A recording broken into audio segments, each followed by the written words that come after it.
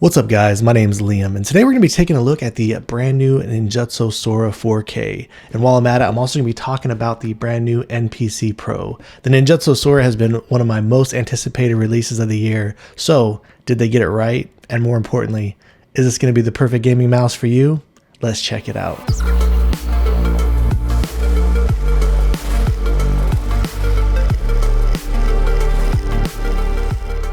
Before we get started, I want to let you know that Ninjutso did send these out to me, but everything you'll be hearing in this video today is going to be my own words and my own opinions. And starting out with the Sora 4K, here's what the box looks like. They do list some of the details about the mouse here on the back. And upon opening it up, real simple stuff similar to before. You just slide this open. We have the mouse sitting right here on the top. Here it is in the white colorway. That's what the top looks like.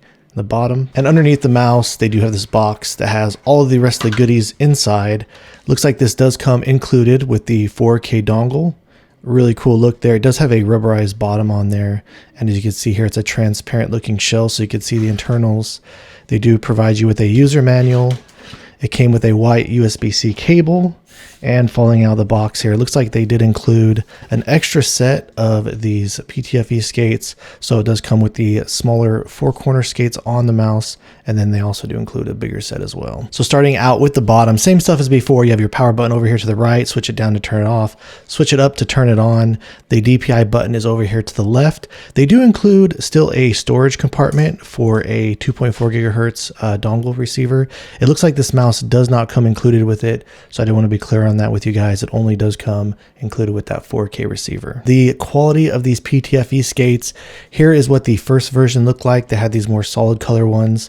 These skates feel incredibly premium. These are straight on the level of something like the Tiger Ice.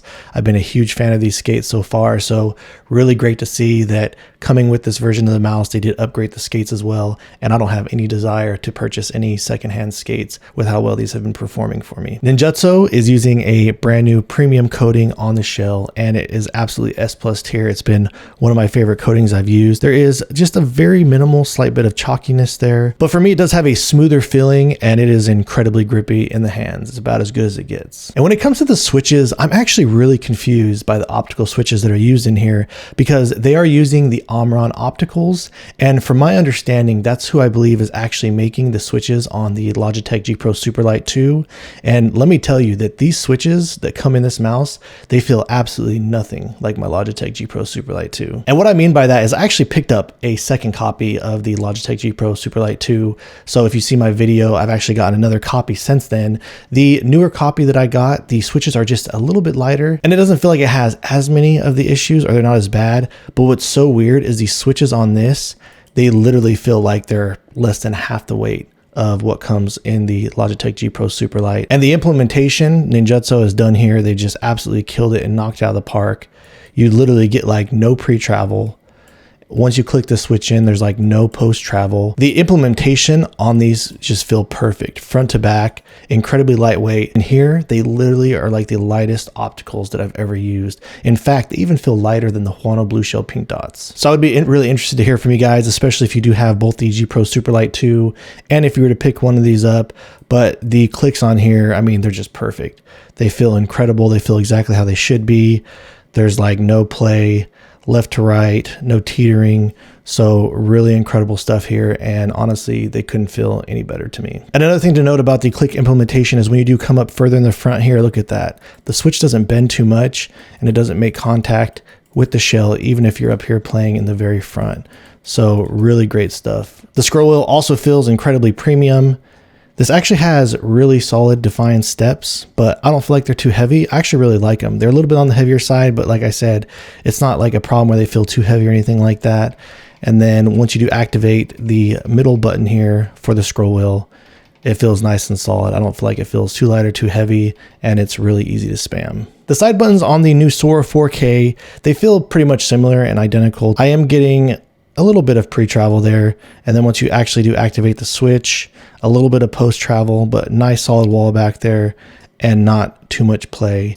All around, my experience with this mouse has truly been as premium as it can possibly get. I'd probably rate it a 9.9 out of 10. If the side buttons were just a little bit tighter, it truly would be perfect. So let's go and drop the click and quality sound test.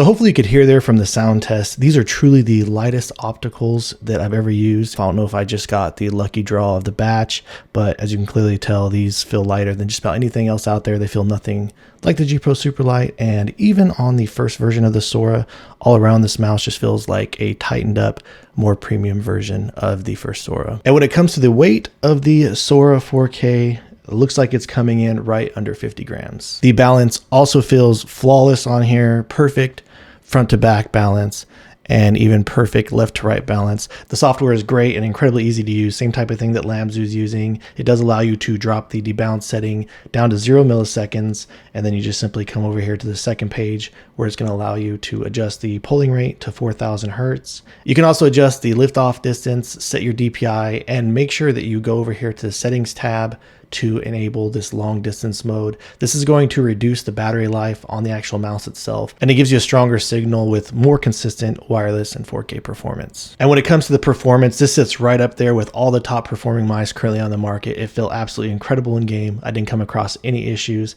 and without a doubt, it's one of my top performers. And before we jump into the shape analysis of the Ninjutso Sora, I wanted to talk about the new NPC Pro. This comes in at 470 millimeters in width and 410 millimeters in height. It features a pour-on base with this hexagon pattern on it, and it's incredibly sticky. Once I lay it on my desk, I actually can't even adjust it or move it around. I have to peel it off my desk before I was able to even move it. The stitching feels incredibly premium, and it sits about at level with the base, but there wasn't once I was using this and I even noticed it being there. They do have their name down in the bottom right hand corner, and when you do move the mouse over it, you can slightly feel it there, but it doesn't feel like it hinders the movement too much, and I didn't even notice it being there. I know people are going to be asking me the differences between the original NPC and this new NPC Pro, and I currently don't have a copy on hands. I have actually used it before, and David Sutton with Gen 3D Tech was actually posting images. The surface on this looks like it's a little more flattened out, but this pad does offer a bit more control over the original NPC. And the performance characteristics for me is, even though this pad does have a pour-on base, it does feel pretty firm overall. Yeah, you can push into it and it does feel a bit plush, but there was never a time where I was using it where it felt like it was too plush. Even while I was using these corner skates, I was pushing into it pretty hard, and it doesn't seem like it's very easy to scratch the bottom of your mouse or anything like that. The surface feels very tight and flattened out, but it doesn't feel like it's too abrasive on the skin. It still feels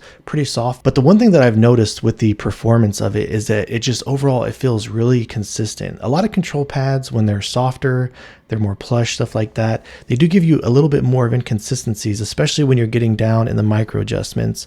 But through and through, the entire time I've been using this, I feel like it does a really good job, and it doesn't feel too muddy down here in the micro adjustments, yet it gives you a really incredible sense of control. And to demonstrate to you guys how consistent this flattened out surface is, I was testing it out with the sleeve, and as a lot of you know, a lot of control pads, especially the softer ones or that have the fuzzy tops, they don't do very well with the sleeves.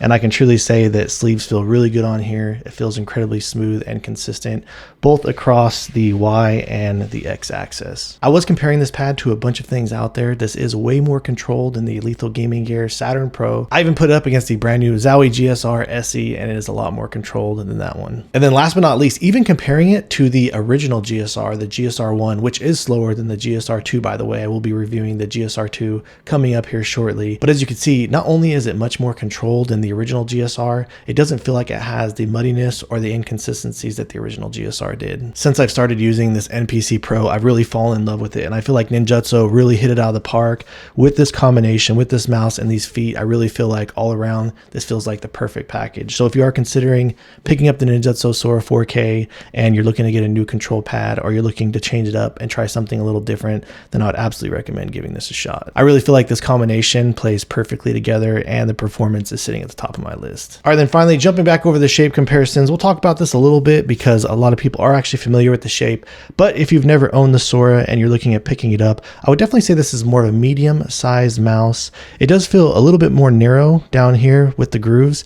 Even though the side flares, I don't feel like they're that aggressive on the bottom. It does slightly flare from the bottom to the top here in the front, but then it kind of flattens out as it goes further back. And then the actual rear hump on this, I do feel like it is kind of wider at the top here, but then when you actually do curve it like this, it does kind of get more narrow from the very back. the way that it curves in towards the front. And it does kind of make the rear hump feel a little bit more aggressive and a little bit more pointy here in the back. So starting out, when comparing it against the Lamzu Atlantis OG V2, when you're talking about both of these mice at the bottom, as you can clearly see, the Atlantis has more aggressive curves. And I do feel like overall the Ninjutso, it does feel like a thinner mouse compared to the Lamzu Atlantis. The curves on the top of the Lamzu Atlantis, they do feel a bit wider, but they are softer. And then finally, looking at both these from the side, you can kind of see how that hump, it does feel a little bit more aggressive on the Sora.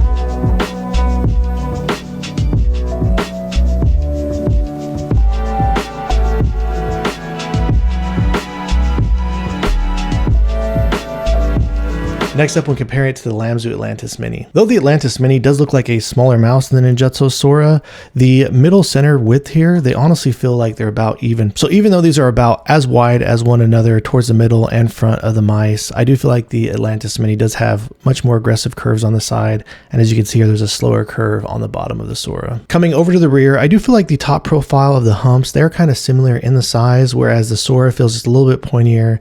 The Atlantis Mini, it feels a little bit softer and less aggressive. And then finally, looking at these on the sides, as you can see, the size of these aren't really too far apart. The Sora does feel a little bit longer and a little bit more like a medium style mice versus the Atlantis Mini, but these are hands down two of my favorite shapes on the market, and they both sit at the top of my list.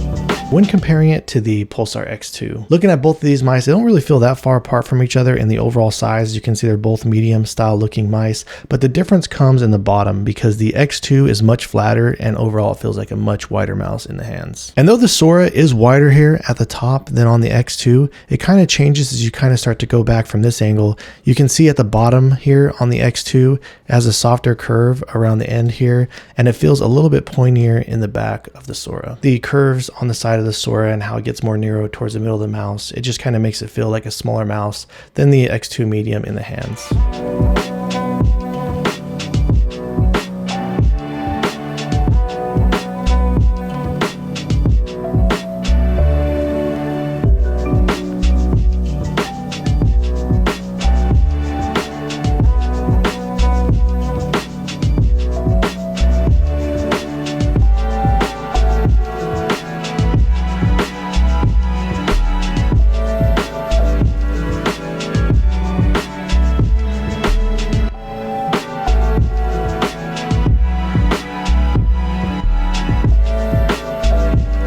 All right, and finally for reference, we'll go ahead and throw it up here against the Pulsar X2 Mini. Everything about the Sora feels like it's a bigger mouse over the X2, except for the sides. Since the X2 Mini does have these flatter sides and less of a curved profile, it does feel wider here on the side. But looking at these two from the rear, the X2 Mini, it doesn't feel as wide at the top of the mouse, and it does sit a little bit lower than the Sora as well. And then finally, looking at both of these from the side, is where you can see the X2 Mini does feel smaller than the Sora in every way, except for when it comes to the grip width.